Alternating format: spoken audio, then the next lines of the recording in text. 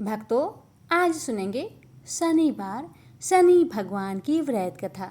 भक्तों, शनिवार का व्रत हर शनिवार को किया जाता है। इस व्रत को वैशाख अमावस्या से प्रारंभ कर सकते हैं। शनिवार का व्रत 21 शनिवार, 51 शनिवार या 108 शनिवार तक भी रखा जा सकता है। प्यारे भक्तों, शनिदेव कर्म के न्यायाधीश हैं। वे कर्म के अनुसार फल देते हैं। यह व्रत करने से और कथा सुनने से साधे साथी, ढैया, शनि दोष, नौकरी की बाधा, आर्थिक समस्या, कोर्ट कचहरी, बीमारी आदि से राहत मिलती है। व्रत से धैर्य, संयम, विनम्रता और मेहनत का बल बढ़ता है। शनि भगवान की व्रत पूजन और कृपा से भक्तों की हर मनोकामना पूर्ण हो जाती है। शनिवार व्रत करने से पहले शुक्रवार को रात को स्वास्तिक भोजन करें। व्रत का संकल्प ले। शनिवार प्रातःकाल जल्दी उठकर स्नान करें। साफ नीली या काले वस्त्र पहने। शनि देव की मूर्ति या चित्र के सामने सरसों के तेल का दीपक जलाए। काले तिल, काले चने, लोहे की वस्तु या कंबल का दान करें। शनि भगवान का मंत्र का जाप करें 108 बार। ओम संग शनिचराय नमः। शनिवार के दिन पीपल के पेड़ के नीचे दीपक जलाए। शनि चालीसा, आरती और कथा को पढ़े या सुने।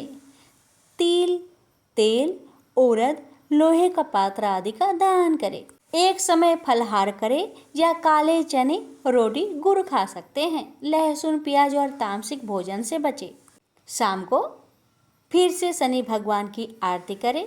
जरूरतमंद को दान करें। अब आइए रसपान करते हैं शनि भगवान की व्रत कथा। पौराणिक प्रसंगों से ज्ञात होता है कि बाल्यकाल से ही भगवान शनिदेव श्री कृष्ण भगवान के प्रति अगाध श्रद्धा रखते थे। कथा प्रसिद्ध है कि भगवान श्री कृष्ण जब इस धरा पर प्रकट हुए तो उनके दर्शन हेतु सभी देवी देवता, नदियाँ, तीर्थ, वज्रधाम पधारे। शनि भी श्री कृष्ण के जन्म उत्सव पर नंदगांव पहुँचे। तो जब शनिदेव नंदगांव पहुँचे तब क्या होता है पता है? माता यशोदा को किसी देवता ने यह बात बता दी कि शनि तेरे पुत्र के दर्शन के लिए महल में आए हैं। उसका वर्ण श्याम है, विशाल नेत्र है, शुष्कोदर है तथा नीची दृष्टि किए हुए रहते हैं। इन लक्षणों के आधार पर माता यशोदा ने शनि जी को पहचान लिया तथा हाथ जोड़कर विनती की, हे शनिदेव, आपके नाम से लोग डरते हैं। आप यहाँ साक्षात मेरे महल में आ गए तो ब्रजवासी बहुत डरेंगे। इसलिए आप महल के बाहर रहकर श्री कृष्ण के दर्शन करें। माँ यशोदा के आदेश सुनकर शनिदेव महल के बाहर चले गए और बाहर जाकर रुदन प्रारंभ किया। भक्तों, शनिदेव के रुदन करते हुए देख भगवान श्री कृष्ण ने भी शनि जी को इशारा किया कि आप माता को तंग मत करिए। जहाँ से कुछ दूर ही कोकिल वन है, वहीं पर मेरी प्रतीक्षा कीजिए। वहीं पर बैठकर आप मेरी सारी लीलाओं को देख सकेंगे और मैं भी आपको वहीं आकर मिलता हूँ। भक्तों, जब सारा उत्सव संपन्न होने के बाद श्री कृष्ण भगवान कोकिल वन में पहुँचे तो देखा कि पीपल के एक पेड़ के नीचे शनिदेव खड़े उनका इंतजार कर रहे हैं। श्री कृष्ण शनिदेव को देख बहुत प्रसन्न हुए और कहने लगे, शनिदेव की भक्ति मेरे प्रति अनन्य है।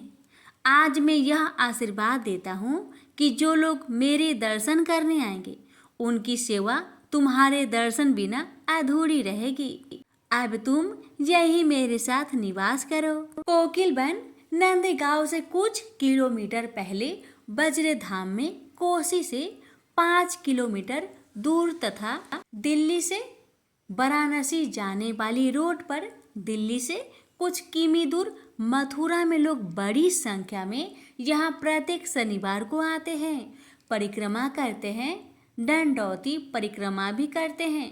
परिक्रमा करने पर उन्हें शनि प्रदत्त पीड़ा से शांति मिल जाती है। यहाँ लोग छाया पात्र भी दान करते हैं। प्रेम से बोलिए जय शनिदेव। भक्तों, सूर्य पुत्र शनिदेव कर्म फल दाता है।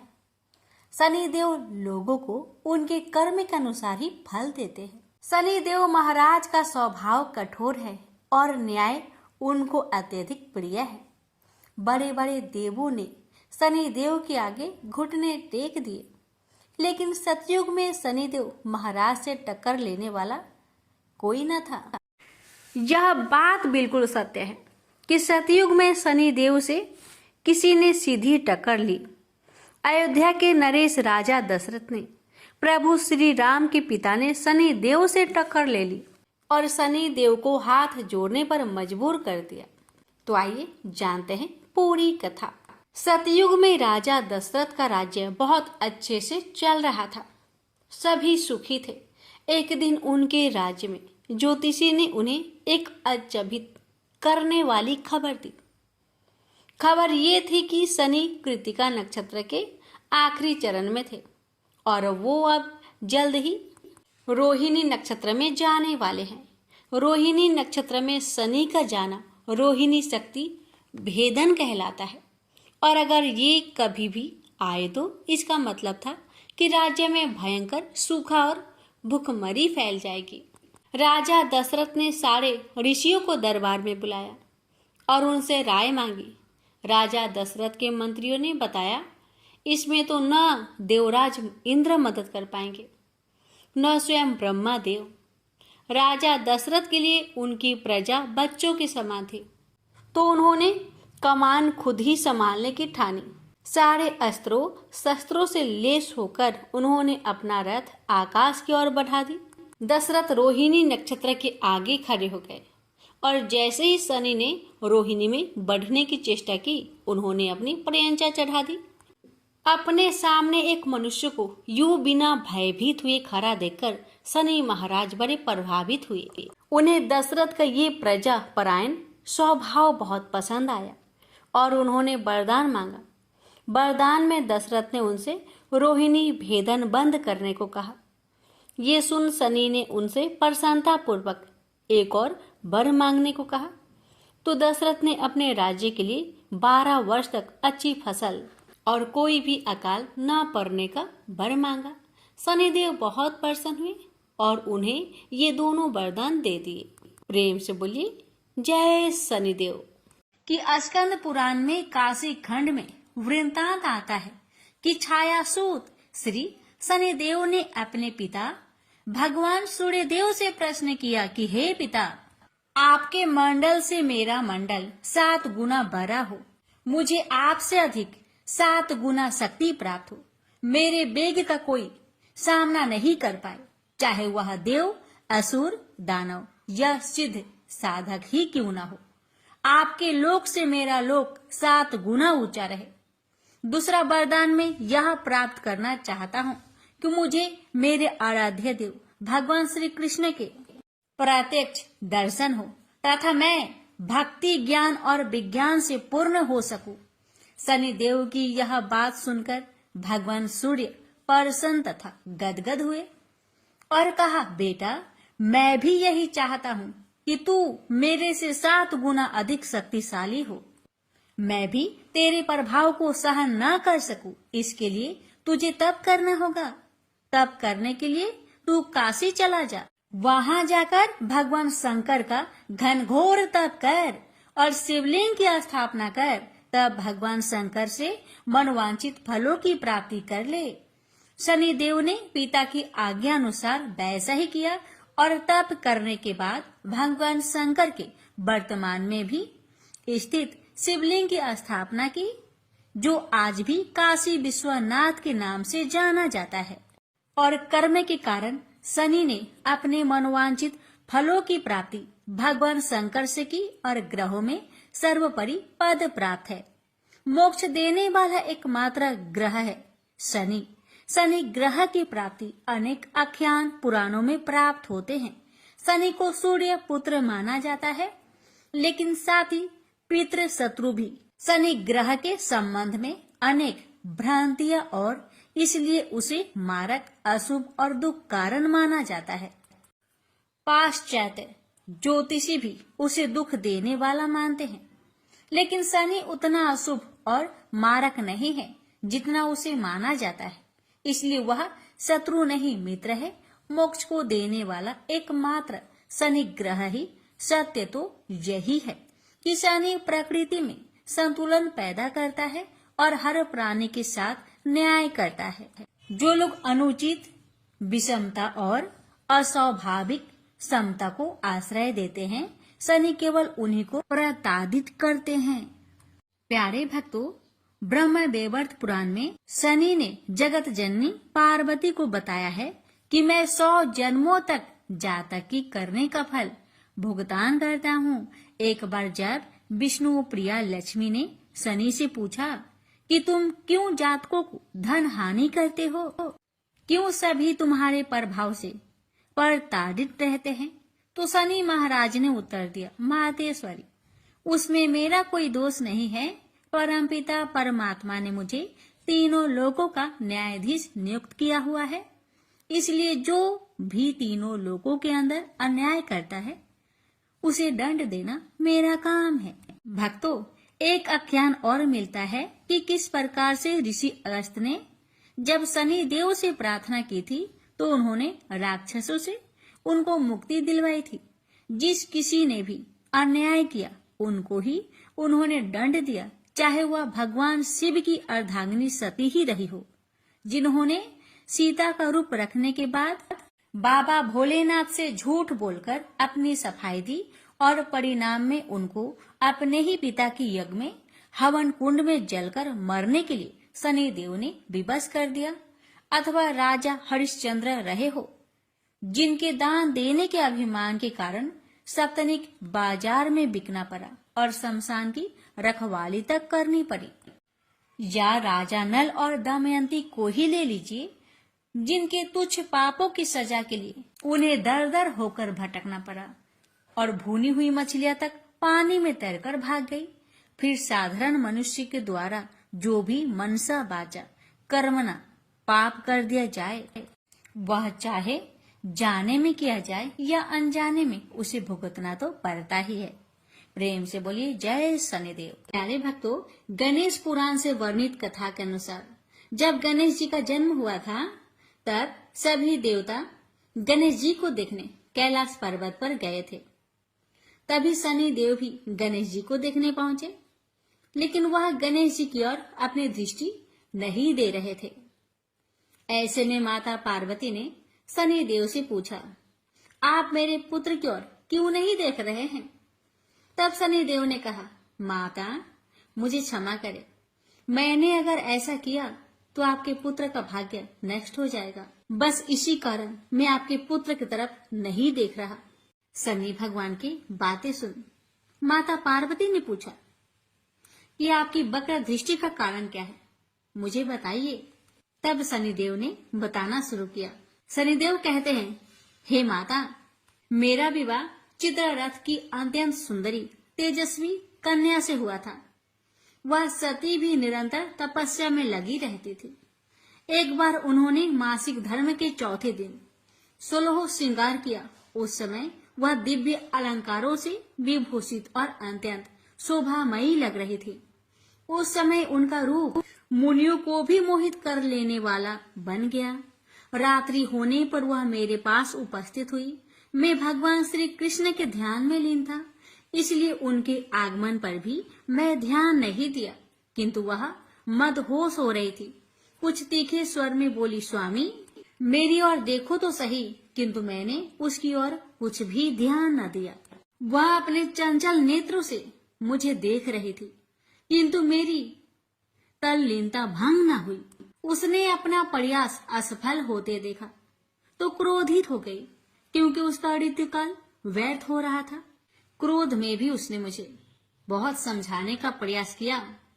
जब वह मेरा ध्यान भंग करने में सफल नहीं हो सकी, तब सहसा कामातुर हो कह बैठी, अरे मूर्ख, तूने मेरी ओर देखा तक नहीं, इसी कारण मेरा ऋतुकाल की रक्षा नहीं हो सकी, अर्थात मेरा ऋतुकाल व्यर्थ ही जा रहा है। इस कारण अब तू जिस किसी को भी देखेगा वह अवश्य ही नष्ट हो जाएगा। उसका श्राप मेरे कानों में पड़ा, जिससे मेरा ध्यान भंग हो गया। फिर सोचने लगा, ये तो मेरी पत्नी है, इसने मुझे ऐसा श्राप क्यों दे दिया। फिर सोचा, यदि अब भी संतुष्ट कर लूं तो श्राप से बचा जा सकता है। ऐसा दृढ़ विचार करके मैंने शांत करने का प्रयत्न किया। इसी प्रकार मैंने उसे अनेक बार मनाया और जब वह शांत हो गई तब उसे काम्य प्रदान कर उससे श्राप मिथ्या करने का आग्रह करने लगा। परंतु अब ऐसी कोई शक्ति न रह गई थी जो अपने श्राप को वह नष्ट कर सकती। श्राप देने के कारण उसका पतिव्रत धर्म असक्त हो गया था। उसने बहुत पश्चाताप करते हुए कहा भी था कि मुझसे बड़ी भूल हो गई, मैं चाहती हूँ कि मेरे द्वारा दिए गए श्राप नष्ट हो जाए। किंतु श्राप नष्ट नहीं हुआ। ऐसा ही समझता हुआ मैं उस दिन से किसी की भी और आंख उठाकर नहीं देखता, क्योंकि आंख उठाकर देखने से न जाने किसका हित हो जाए। लोक कल्याण के लिए मैं सब समय अपना मस्तक झुकाकर रहता हूँ। शनि को प्राप्त श्राप और उसके कारण सदैव मुख को नीचे किए रहने की बात सुनकर पार्वती जी हंस पड़ी। उनके साथ उनकी सभी सखियां, सभी दासियां, सभी अप्सराएं और सभी देव कन्या भी हंस पड़ी। वह हंसी बहुत देर तक चलती रही। बेचारे शनिदेव अपना मुख नीचे किए खड़े थे। तो प्यारे भक्तों, ये थी शनि भगवान की नजर खराब होने की रहस्य की कथा। प्रेम से बोलिए शनि भगवान की जय। शनि देव की जन्म कथा। सूर्य देव की पत्नी संध्या से उनका ताप नहीं झेला जा रहा था और इसके कारण उन्होंने अपनी छाया का निर्माण किया और खुद तप करने चली गई। उन्होंने छाया से कहा कि वो सूर्य देव और उनके दोनों बच्चे यम और यामी का ख्याल रखे।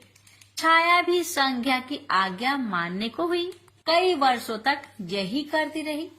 हालांकि संध्या ने ये भी कहा था कि छाया को सूर्य देव से दूरी बनाकर रहनी होगी। जब संध्या की तपस्या खत्म हुई तब तक छाया को सूर्य देव से शनि देव की प्राप्ति हो चुकी थी। क्योंकि शनि देव छाया से जन्मे थे, इसलिए कुरूप थे। ऐसे में सूर्य देव ने खुद ही शनि देव और छाया का परित्याग कर दिया था। जब संध्या को इसके बारे में पता चला तो उन्होंने छाया पर बहुत क्रोध दिखाया।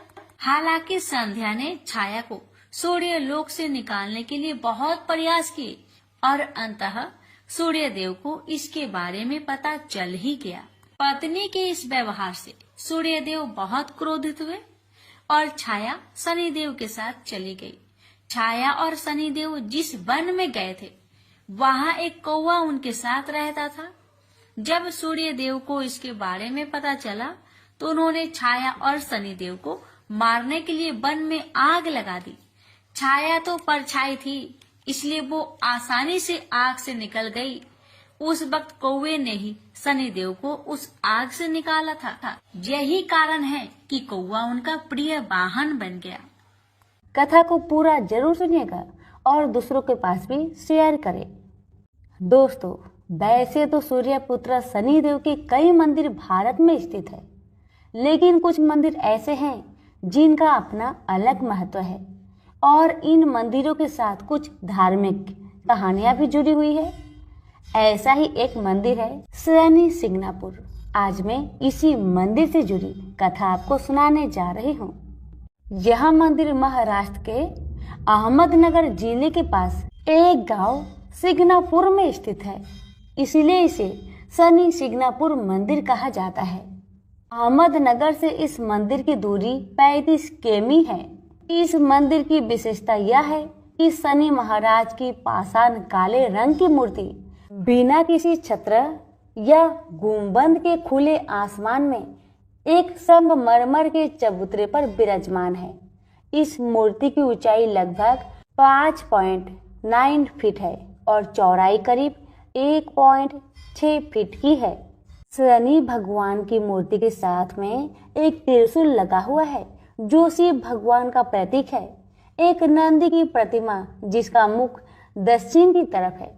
शनि भगवान की प्रतिमा के सामने शिव जी और हनुमान जी की छोटी मूर्ति भी चबूतरे पर विराजमान है। इस मंदिर की विशेषता यह मंदिर स्वयं एक जागृत देव स्थान कहलाता है। इसका तात्पर्य ये है, ऐसा माना जाता है शनिदेव साक्षात इस मंदिर में निवास करते हैं। इस गांव में अगर कोई भी इंसान चोरी करता है तो शनि भगवान स्वयं उसे सजा देते हैं। यहाँ भगवान शनि देव जी की मूर्ति स्वयंभू है, अर्थात शनि देव की पाषाण प्रतिमा को किसी इंसान ने नहीं बनाया है। ये प्रतिमा स्वयं पृथ्वी के गर्भ से धरातल पर अवतरित हुई है। ये प्रतिमा कितनी पुरानी है और किसने इसको यहाँ स्थापित किया है, इस बारे में ऐसी कोई पुख्ता जानकारी नहीं है, लेकिन कई किंवदंतियां और पौराणिक कथाएं प्रचलित है। शनिदेव न्याय के देवता माने जाते हैं। ऐसा माना जाता है शनि महाराज कर्मों के अनुसार सजा और फल देते हैं। अगर किसी के जीवन में बुरा समय चल रहा है तो यह कहा जाता है कि शनि की महादशा उस पर चल रही है। जिस भक्तों पर शनि की निगाह टेढ़ी है वो यहाँ इस मंदिर में आकर पूजा अर्चना कर शनि देव को मनाते हैं। देश विदेश से शनि भक्त यहाँ आते हैं। शनि अमावस्या और शनि जयंती का अपना एक विशेष महत्व है। इस दिन श्रद्धालुओं के लिए विशेष प्रबंध किए जाते हैं।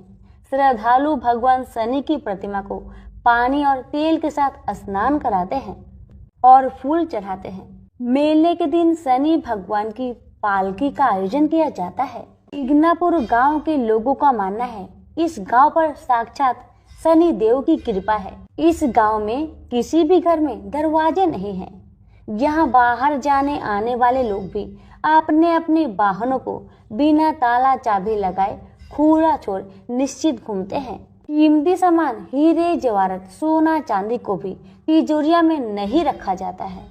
और तो और यहाँ बैंकों और डाक खाने में भी गेट या दरवाजे नहीं है। गांव वाले का विश्वास है कि चोरी करने वाले को स्वयं शनिदेव सजा देते हैं। चोरी करने वाला चोरी करने के बाद इस गांव से बाहर नहीं जा पाता। उससे पहले ही उसके जीवन में संकट आने शुरू हो जाते हैं। कथा करीब 300 साल पहले गांव और आसपास के इलाके में भयंकर बारिश हुई और बाढ़ जैसा हालात हो गए। पास में ही नाश नाला नदी के किनारे पर एक अजीबोगरीब काले रंग का पाषाण पत्थर कहीं से आ गया। लोग उस पत्थर को देखकर हैरान थे। इससे कहानियां में बताते हैं कि एक गांव वाले ने उस पत्थर पर किसी नुकीले चीज से प्रहार किया तो उस पत्थर में से खून के रंग के जैसा कुछ निकलने लगा। ये देखकर वह डर गया और गांव में भाग आया। एक रात शनिदेव ने गांव के एक गरीब को सपने में बताया कि वो मेरी प्रतिमा है, उस मूर्ति को लाकर गांव में स्थापित करो। गडरिये ने स्वप्न की बात गांव वालों को बताई और गांव वाले प्रभु इच्छा मानकर उस पत्थर को लेने निकल पड़े, लेकिन उस पत्थर को वहां से हिला भी नहीं पाए। प्रभु शनिदेव ने गडरिये को दूसरे दिन फिर सपने में बताया कि कोई सगे मामा भांजा ही मेरी प्रतिमा को वहां से गांव में ला सकता है। गांव वाले ने जैसा शनिदेव जी ने कहा वैसा ही किया और शनि महाराज की प्रतिमा को गांव में एक खुले स्थान पर स्थापित कर दिया। मूर्ति स्थापित होने के बाद शनिदेव ने गांव वालों को स्वप्न दिया और कहा, इस गांव की रक्षा अब मैं करूंगा। जो भी इस गांव में चोरी और गलत काम करेंगे उसको सजा स्वयं मैं दूंगा। आप अपने घरों से किसी भी तरह की सुरक्षा हटा ले। शनि देव महाराज की आदेश पाकर सभी गांव वालों ने अपने घरों से दरवाजा निकाल दिए। यही परंपरा कई सालों से यहाँ चली आ रही है। यहाँ पूरे गांव में किसी भी घर में गेट और दरवाजा नहीं है। और तो और अपनी कीमती चीजें को भी गांव वाले तिजोरी में नहीं रखते। यहाँ एक यूसीओ बैंक की शाखा है, उसमें भी कोई गेट और सिक्योरिटी नहीं है। इस अद्भुत और अविश्वसनीय मान्यता के कारण ये जगह विश्व प्रसिद्ध है और लाखों की तादाद में भक्त रोज यहाँ दर्शन करने आते हैं। प्रेम से बोले शनि महाराज की जय। पार्वती जब भी अपने पति शिव के साथ दूसरे देवताओं के निवास स्थान पर जाती और वहाँ उनके सजे धजे सुंदर भवनों को देखती तो उन्हें बड़ी ही हीनता का बोध होता। वे यह महसूस करती कि हमसे छोटे छोटे देवताओं के पास भी बड़े बड़े भव्य भवन हैं, लेकिन हमारे पास तो कुछ भी नहीं। कहने को मैं आदि देव शिव की पत्नी हूँ, लेकिन रहने के लिए मिली है कैलाश पर्वत की कंदराएं और पहनने के लिए बलकल। किसी उचित आवास के अभाव में अन्य सुख सुविधाओं का उपभोग नहीं कर सकती। एक दिन पार्वती ने अपने मन की व्यथा अपने पति शिव से कही। शिव जी सुनकर मुस्कुराए, फिर बोले, इसमें हीनता की तो कोई बात ही नहीं देवी। प्रत्येक व्यक्ति की अपनी अपनी जीवन शैली होती है। हमारी जीवन शैली यही है, हम अपनी इस शैली को हीन क्यों समझे। अन्य देवगण प्रकृति से बहुत दूर है, जबकि हम प्रकृति की गोद में निवास करते हैं। यह तो हमारे लिए गौरव की बात है, हीनता की नहीं। शिव के तर्कों से पार्वती संतुष्ट नहीं हुई और बोली, मुझे आपकी ये बातें समझ में नहीं आती देव। मुझे तो अपना एक आवास चाहिए, बहुत ही भव्य और सुख सुविधा से पूर्ण। शिव ने अपनी सहज मुस्कान से साथ उत्तर दिया, इसमें क्या मुश्किल है देवी। मैं अभी विश्वकर्मा को बुलवा देता हूँ, उनसे जैसा चाहो वैसा आवास बनवा लो। विश्वकर्मा को बुलाया गया। पार्वती ने आदेश दिया, हमारे लिए ऐसा भव्य बनाओ जैसे विश्व में कहीं न हो। विश्वकर्मा ने आदेश स्वीकार किया। निर्माण कार्य प्रारंभ हो गया। कुछ ही समय में पार्वती की इच्छा अनुसार भव्य भवन तैयार हो गया। अपने भवन को देखकर पार्वती अति प्रसन्न हुई। गृह प्रवेश की तैयारी होने लगी। पार्वती चाहती थी गृह प्रवेश के समय सभी प्रमुख देवता हमारे यहाँ उपस्थित रहे। शिव ने अपनी सहमति दे दी। सभी प्रमुख देवी देवताओं को आमंत्रण भेजा गया। यह प्रवेश के समय वे सब कैलाश पर्वत पर आ गए। उन्होंने पार्वती की भव्य भवन की भूरी भूरी प्रशंसा की, लेकिन विश्वनेत्री ब्रह्मा खामोश रहे। जब सब देवी देवता जाने लगे तो पार्वती ने ब्रह्मा जी से पूछा, देव क्या आपको यह आवास पसंद नहीं आया। ब्रह्मा जी ने आश्चर्य व्यक्त करते हुए पार्वती से ही प्रश्न किया, देवी मैंने कब ऐसा कहा। आपके चेहरे की भाव भंगिमा कुछ ऐसे कह रही है प्रभु। पार्वती ने अपनी शंका स्पष्ट की। फिर ब्रह्मा जी को मौन देखकर पार्वती ने अपनी बात आगे बढ़ाई। तो आप कुछ संकोच कर रहे हैं, स्पष्ट कहिए क्या बात है। ब्रह्मा जी ने तनिक रुककर उत्तर दिया, देवी और तो सब ठीक है, लेकिन इस प्रसाद पर शनि की कुदृष्टि है। इतना कहकर वे वहां से चले गए। पार्वती ने ब्रह्मा जी की बात शिव को बतलाई तो वे कुछ चिंता में पड़ गए। पार्वती ने पूछा, प्रभु शनि की दृष्टि से क्या हो सकता है, यह प्रसाद जल सकता है। भगवान शिव ने उत्तर दिया, हाँ। यह सुनकर पार्वती भी चिंतित हो गई और बोली, प्रभु इसके लिए कोई उपाय कीजिए। शिव ने निराश व्यक्त की, शनि की दृष्टि को हटाना सरल नहीं है देवी। शिव का उत्तर सुनकर पार्वती आवेश में आ गई और बोली, सरल क्यों नहीं है। आप अभी शनि लोक जाइए और शनि देव से कहिए कि वह हमारे प्रसाद से अपनी कुदृष्टि हटा ले। यदि वह मान जाए तो आप तत्काल उसे कोई वरदान दे दीजिएगा, और यदि न माने तो आप अपना डमरू जोर से बजा दीजिएगा। मैं स्वयं अपने प्रसाद को आग लगा दूंगी। यदि प्रसाद को जलना ही है तो यह मेरे हाथों से जलेगा, शनि की कुदृष्टि से नहीं। इसके बाद मैं शनि को श्राप दूंगी। पार्वती की इच्छा अनुसार शिव शनि लोग गए। वहां शनि देव ने उनकी अभ्यर्थना की और आदर के साथ आसन पर बैठाया। आसन ग्रहण करने के बाद शिव ने अपने आने का प्रयोजन बताया। देवी पार्वती ने जो प्रसाद बनवाया है उस पर तुम्हारी कुदृष्टि है, अतः वे चाहती है कि तुम उधर से अपनी कुदृष्टि हटा लो। शनि देव ने करवध होकर निवेदन किया, आप निश्चिंत रहे देव। माता पार्वती के प्रसाद पर कुदृष्टि डालने का मैं दुस्साहस नहीं कर सकता। शनि से आश्वासन पाकर शिव प्रसन्न हो गए। शनि मैं तुमसे प्रसन्न हूँ, तुम जो चाहे वर मांग सकते हो। भोलेनाथ ने कहा, शनि ने विनम्र भाव से कहा, प्रभु आपका दिया हुआ सब कुछ मेरे पास है, अब मैं और क्या मांगू। हाँ, एक इच्छा अवश्य है, वह है आपका तांडव नृत्य देखने की। बहुत दिन हो गए उसे देखे हुए, आप अपना नृत्य दिखला सके तो कृपा होगी।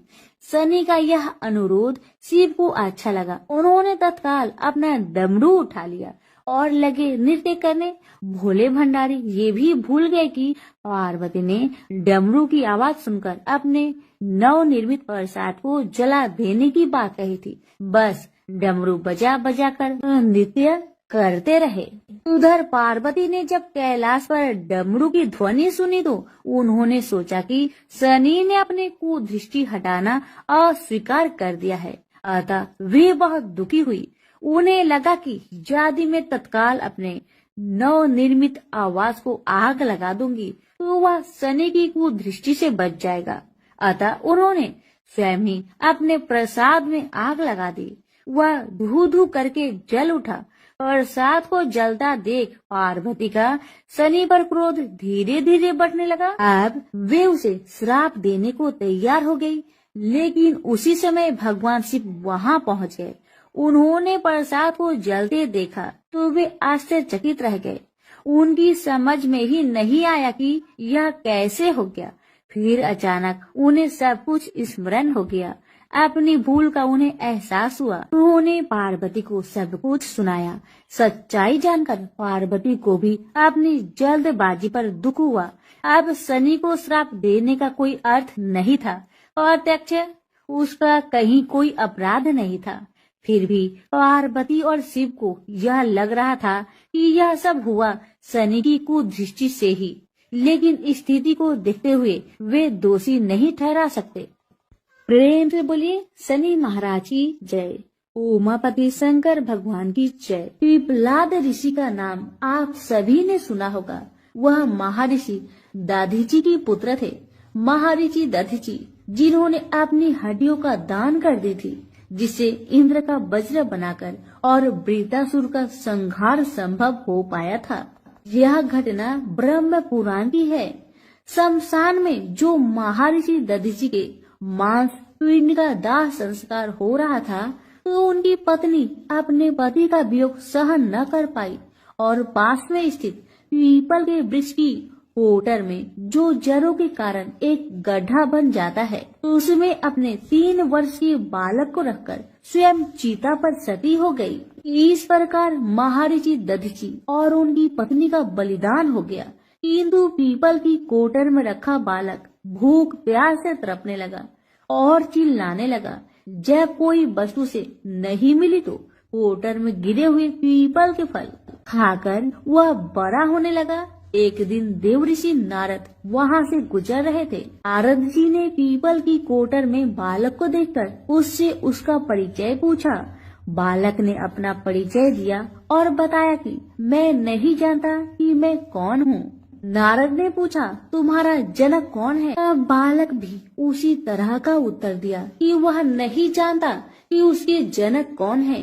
तब नारद जी ने अपना ध्यान धरकर उस बच्चे के बारे में पूरी जानकारी निकाली और उसे बताया कि तुम महान दधीचि के पुत्र हो। तुम्हारे पिता की अस्थियों का वज्र बनाकर ही देवताओं ने असुरों पर विजय प्राप्त की थी। नारद ने बताया कि तुम्हारे पिता दधीचि की मृत्यु मात्र 31 वर्ष की उम्र में ही हो गई थी। बालक ने अपने पिता की अकाल मृत्यु के बारे में जानना चाहा। तब नारद जी ने बताया कि उन पर आई इस विपत्ति का कारण शनिदेव की महादशा थी। नारद जी ने उस बालक को पिपलाद नाम दिया क्योंकि वह पीपल के पत्ते और उसका गुदा खाकर बड़े हुए थे। उसके बाद नारद जी ने उसे दीक्षित किया। नारद जी के जाने के बाद उस बालक ने, जिसका नाम पिपलाद था, ब्रह्मा जी की घोर तपस्या की। ब्रह्मा जी ने जब बालक से वर मांगने के लिए कहा तो पिपलाद ने अपने दृष्टि मात्र से किसी को भी जलाने की शक्ति मांगी। ब्रह्मा जी ने उसे वरदान दे दिया। ब्रह्मा जी के वरदान के बाद पिपलाद ने सबसे पहले शनि देव का आह्वान किया और उन्हें अपने सामने प्रस्तुत किया। सामने पाकर उन्होंने शनि देव को भस्म करना शुरू कर दिया। शनि देव शरीर से जलने लगे। ब्रह्मांड में कोलाहल मच गया। सूर्य पुत्र शनि की रक्षा के लिए सारे देवता विफल प्रतीत हो रहे थे। सूर्य ने अपनी आंखों के सामने अपने पुत्र को जलता हुआ देखा। ब्रह्मा जी उसे बचाने के लिए विनय निवेदन किया। ब्रह्मा जी ने स्वयं पिपलाद के सम्मुख प्रकट होकर शनि देव को छोड़ने के लिए कहा, किंतु वह तैयार न हुए। ब्रह्मा जी ने एक के बदले 2 वरदान मांगने की बात कही। अब पिपलाद ने खुश होकर 2 वरदान मांगे। पहला, जन्म से 5 वर्ष तक किसी भी बालक की कुंडली में शनि उसको कारक नहीं होगा। जैसे मैं अनाथ हुआ, शनि के कारण कोई और अनाथ नहीं होगा। दूसरा, उन्होंने कहा मुझे अनाथ को पीपल में शरण दी थी। जो व्यक्ति सूर्य उदय से पूर्व पीपल वृक्ष पर जल चढ़ाएगा, उस पर शनि की बुरी महादशा का असर नहीं होगा। ब्रह्मा जी ने तथास्तु कहकर वरदान दिया। तब पिपलाद ने चलते हुए शनि को अपने ब्रह्म दंड से उसके पैरों पर आघात करते हुए मुक्त किया, जिससे शनि देव की पैर क्षतिग्रस्त हो गए और वह पहले जैसे तेजी लायक नहीं रहे। आता तभी से शनि को शनिचराय, जिसे हम आम भाषा में शनिचर कहते हैं, कहा जाता है कि रतिया शनिचरा जो धीरे धीरे चलता है, वह शनिचराय आग से जलने के कारण शनि की काया काली पड़ गई। आप अक्सर किसी भी पीपल के पेड़ के नीचे शनि की काली मूर्ति जरूर देखते होंगे। उसके पीछे यही पौराणिक कारण है। जब शनि की महादशा या 7.5 चलती है, जो आपके लिए अच्छी नहीं है, तो ज्ञानी जनों के पास बहुत सारे उपाय होते हैं, परंतु आम जनों को करने का एक साधारण सा उपाय मैं आपको बताती हूँ, जिसका लाभ 100% मिलता है।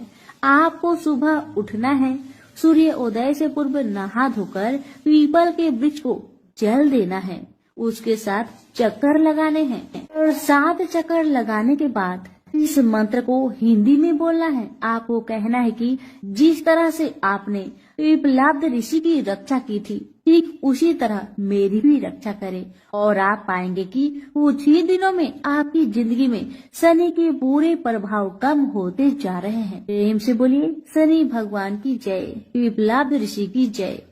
पुराणों में शनि देव के जन्म की कई कथाएं मौजूद है, जिससे सबसे अधिक प्रचलित कथा स्कंद पुराण के काशी खंड में मौजूद है। कथा के अनुसार सूर्य देव का विवाह राजा दक्ष की पुत्री संज्ञा के साथ हुआ था।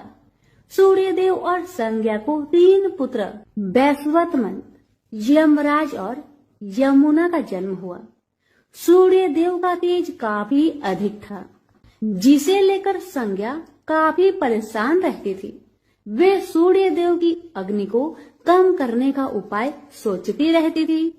सोचते सोचते उन्हें एक उपाय सूझा और उन्होंने अपनी एक हम शकल बनाई, जिसका नाम उन्होंने स्वर्णा रखा।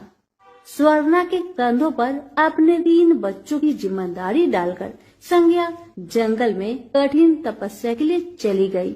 संज्ञा की छाया होने के कारण सूर्य देव को कभी स्वर्णा पर शक नहीं हुआ और स्वर्णा एक छाया होने के कारण उसे भी सूर्य देव की तेज से कोई परेशानी नहीं हुई। उधर संज्ञा तपस्या में लीन थी, वही सूर्य देव और स्वर्णा से 3 बच्चे मनु, शनिदेव और भद्रा का जन्म हुआ। हिंदू धर्म में यह कथा काफी प्रचलित है। कहा जाता है एक बार भगवान सूर्य देव पत्नी स्वर्णा से मिलने आए। सूर्य देव के तप और तेज के आगे शनिदेव महाराज की आंखें बंद हो गई और वे उन्हें देख नहीं पाए। वही शनिदेव की वर्ण को देख भगवान सूर्य ने पत्नी स्वर्णा पर शक करते हुए कहा कि ये मेरा पुत्र नहीं हो सकता। ये बात सुनते ही शनिदेव के मन में सूर्य देव के लिए शत्रु भाव पैदा हो गए, जिसके बाद उन्होंने भगवान शिव की कठिन तपस्या करनी शुरू कर दी। शनिदेव की कठिन तपस्या के बाद भगवान शिव प्रसन्न हुए और उन्हें वरदान मांगने को कहा। इस बात पर शनिदेव ने शिव जी से कहा कि सूर्य देव मेरी माँ का अनादर और प्रताड़ित करते हैं, जिस वजह से उनकी माता को हमेशा अपमानित होना पड़ता है।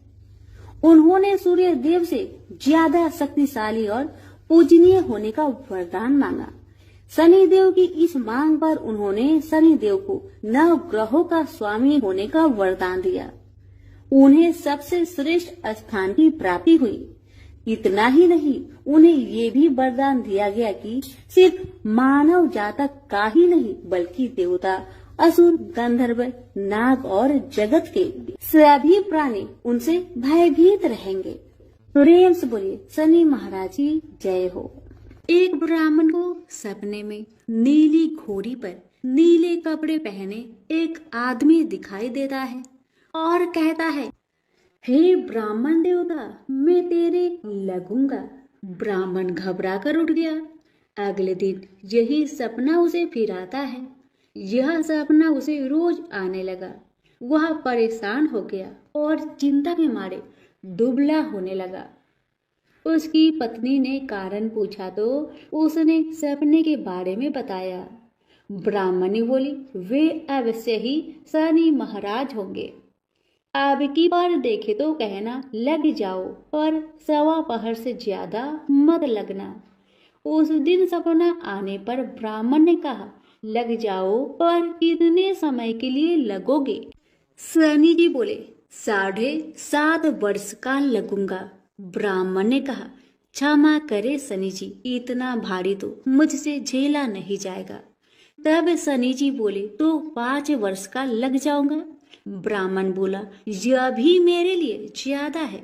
शनि जी बोले, 2.5 साल का लग जाओ। ब्राह्मण ने मना किया तो शनि जी कहने लगे, 1.25 पहर का तो लगूंगा ही, इतना तो कोढ़ी, कलंगी, भिखारी के भी लग जाता हूँ। तब ब्राह्मण ने कहा, ठीक है। ब्राह्मण को 1.25 पहर की शनि की दशा लग गई। ब्राह्मण ने नींद से जाकर ब्राह्मणी से कहा, मेरी 1.25 पहर शनि की दशा लग गई है, इसलिए मैं जंगल में जाकर यह समय बिताऊंगा। मेरे लिए खाने पीने का सामान बांध दे। मेरे पीछे से किसी से लड़ाई झगड़ा ना हो, इसका ध्यान रखना। ज्यादातर घर में ही रहना, बच्चों का भी ध्यान रखना। इस 1.25 पहर के समय में कोई गाली भी दे तो चुपचाप सुन लेना, बहस मत करना। यह सब समझाकर ब्राह्मण जंगल में चला गया। जंगल में ब्राह्मण एक पीपल के पेड़ के नीचे बैठ गया और हनुमान जी का पाठ करने लगा। 1 पहर बीत गया। ब्राह्मण ने सोचा बाकी बचा समय रास्ते में बीत जाएगा, इसलिए वहां से चल दिया। रास्ते में एक बाड़ी में मतीरे लगे देखे।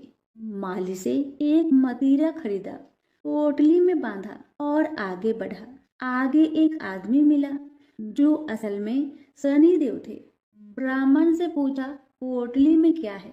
उसने कहा, मतीरा है। शनिदेव बोले, दिखाओ। ब्राह्मण ने पोटली खोली। उसमें राजकुमार का कटा हुआ खून से लथपथ सिर। शनिदेव ब्राह्मण को राजा के पास ले गए और कहा कि इस ब्राह्मण ने राजकुमार की हत्या कर दी है। इसके पास पोटली में राजकुमार का सिर है। राजा ने कहा, मैं यह नहीं देख सकता, इस ब्राह्मण को सूली पर चढ़ा दो। राजा के यहाँ हाहाकार मच गया।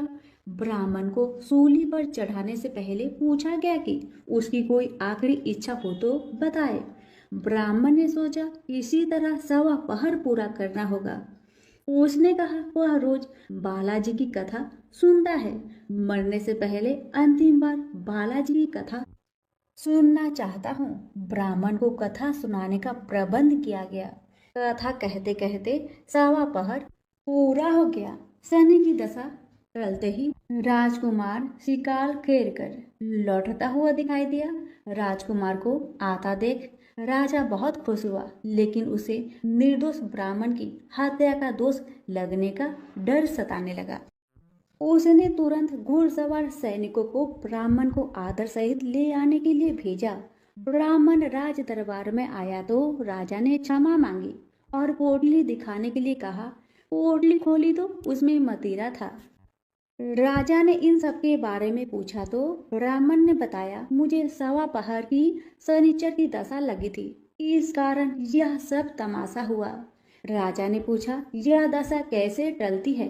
ब्राह्मण बोला, राजा, ये सेठ के लगे तो काला हाथी या काला घोड़ा दान करे, गरीब के लगे तो पीपल की पूजा करे तब बोले, साजा शनिचर कहिए, जाके पाव सदा ही पड़िए। शनि की कहानी सुने, तिल का तेल और काला उड़द दान करे, काले कुत्ते को तेल से चूपर कर रोटी खिलाए तो शनिचर की दशा उतर जाती है। राजा ने उसे मदिरा वापस दे दिया। घर आकर ब्राह्मण ने मदिरा काटा तो उसके बीज की जगह हीरे मोती निकले। ब्राह्मणी ने पूछा, यह कहाँ से लाए? आप तो कह रहे थे शनि की दशा लगी है। ब्राह्मण ने कहा, जब दशा लगी थी तो यही मदिरा राजकुमार का सिर बन गया था। उतरती दशा के शनि जी निहाल कर गए। हे शनि देवता, जैसे ब्राह्मण के शनि की दशा लगी वैसे किसी के ना लगे, निहाल सबको करे। प्रेम से बोलिए, शनि महाराज की जय हो। एक समय स्वर्गलोक में सबसे बड़ा कौन, ये प्रश्न पर 9 ग्रह में वाद विवाद हो गया। विवाद इतना बढ़ा कि परस्पर भयंकर युद्ध की स्थिति बन गई। निर्णय के लिए सभी देवता देवराज इंद्र के पास पहुँचे और बोले, हे देवराज, आपको निर्णय करना होगा कि हम में से सबसे बड़ा कौन है। देवताओं का प्रश्न सुनकर देवराज इंद्र उलझन में पड़ गए।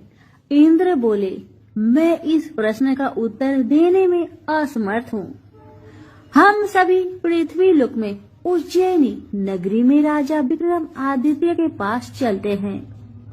देवराज इंद्र सहित सभी ग्रह उज्जैनी नगरी पहुँचे। महल में पहुंचकर जब देवताओं ने उनसे अपना प्रश्न पूछा तो राजा विक्रमादित्य भी कुछ देर के लिए परेशान हो उठे, क्योंकि सभी देवता अपनी अपनी शक्तियों के कारण महान थे। किसी को भी छोटा या बड़ा कह देने से उनके क्रोध की प्रकोप से भयंकर हानि पहुंच सकती थी। अचानक राजा विक्रमादित्य को एक उपाय सूझा और उन्होंने विभिन्न धातुओं स्वर्ण, रजत, कांसा, तांबा, सीसा, रांगा, जस्ता, अबरक व लोहे के 9 आसन बनवाए। धातुओं के गुणों के अनुसार सभी आसनों को एक दूसरे के पीछे रखवाकर उन्होंने देवताओं को अपने अपने सिंहासन पर बैठने को कहा। देवताओं के बैठने के बाद राजा विक्रमादित्य ने कहा, आपका निर्णय तो स्वयं हो गया। जो सबसे पहले सिंहासन पर विराजमान है वही सबसे बड़ा है।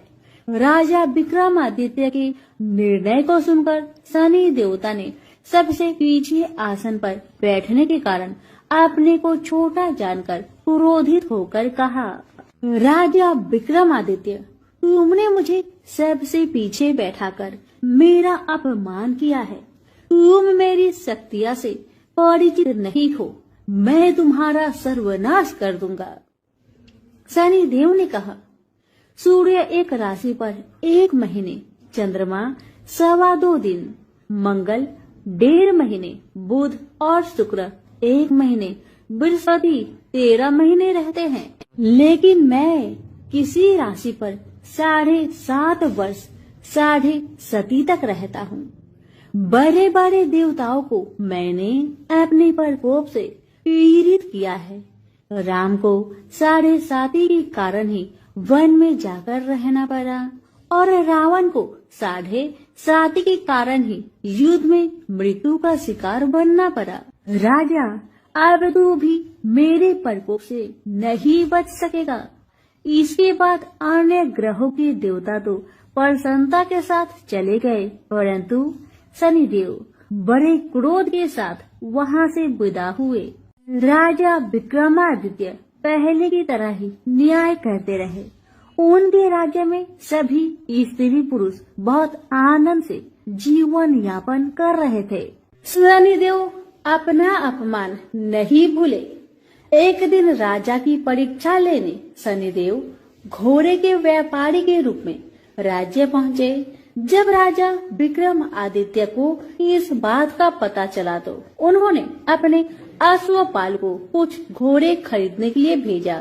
घोड़े बहुत कीमती थे। अश्वपाल ने जब वापस लौटकर इस संबंध में बताया तो राजा विक्रमादित्य ने स्वयं आकर एक सुंदर व शक्तिशाली घोड़े को पसंद किया। घोड़े की चाल देखने के लिए राजा उस घोड़े पर सवार हुए तो वह घोड़ा बिजली की गति से दौड़ पड़ा। तेजी से दौड़ता घोड़ा राजा को दूर एक जंगल में ले गया और फिर राजा को वहां गिराकर जंगल में कहीं गायब हो गया। राजा अपने नगर को लौटने के लिए जंगल में भटकने लगा, लेकिन उन्हें लौटने का कोई रास्ता नहीं मिला। राजा को भूख प्यास लगाई। बहुत घूमने पर उसे एक चरवाहा मिला। राजा ने उससे पानी मांगा। पानी पीकर राजा ने उस चरवाहे को अपनी अंगूठी दे दी। फिर उससे रास्ता पूछकर वह जंगल से निकलकर पास के नगर में पहुंचा। राजा ने एक सेठ की दुकान पर बैठकर कुछ देर आराम किया। उस सेठ ने राजा से बातचीत की तो राजा ने उसे बताया कि मैं उज्जैनी नगरी से आया हूँ। राजा के कुछ देर दुकान पर बैठने से सेठ जी की बहुत बिक्री हुई। सेठ ने राजा को बहुत भाग्यवान समझा और खुश होकर उसे अपने घर भोजन के लिए ले गया। सेठ के घर में सोने का एक हार खूंटी पर लटका हुआ था। राजा को उस कमरे में छोड़कर सेठ कुछ देर के लिए बाहर गया। अभी एक आश्चर्यजनक घटना घटी। राजा के देखते देखते सोने की उस हार को खूंटी निगल गई। सेठ ने कमरे में लौटकर हार को गायब देखा तो चोरी का संदेह राजा पर ही किया, क्योंकि उस कमरे में राजा ही अकेला बैठा था। सेठ ने अपने नौकरों से कहा कि इस परदेसी को रस्सियों से बांधकर नगर के राजा के पास ले चलो। राजा ने विक्रमादित्य से हार के बारे में पूछा तो उसने बताया कि उसके देखते ही देखते खूंटी ने हार को निगल लिया था। इस पर राजा ने क्रोधित होकर चोरी करने के अपराध में विक्रमादित्य के हाथ पांव काटने का आदेश दे दिया। राजा विक्रमादित्य के हाथ पांव काटकर उसे नगर की सड़क पर छोड़ दिया गया। कुछ दिन बाद एक तेली उसे उठाकर अपने घर ले गया और उसे अपने कोल्हू पर बैठा दिया। राजा आवाज देकर बैलों को हाँकता रहता। इस तरह तेली का बैल चलता रहा और राजा को भोजन मिलता रहा। शनि के प्रकोप की 7.5 पूरी होने पर वर्षा ऋतु प्रारंभ हुई। राजा विक्रमादित्य एक रात मेघ मल्हार गा रहा था कि तभी नगर के राजा की लड़की राजकुमारी मोहिनी रथ पर सवार उस तेली के घर के पास से गुजरी। उसने मेघ मल्हार सुना तो उसे बहुत अच्छा लगा और दासी को भेजकर गाने वाले को बुला लाने को कहा। दासी ने लौटकर राजकुमारी को अपंग राजा के बारे में सब कुछ बता दिया। राजकुमारी उसके मेघ मल्हार से बहुत मोहित हुई। अतः उसने सब कुछ जानकर भी अपंग राजा से विवाह करने का निश्चय कर लिया।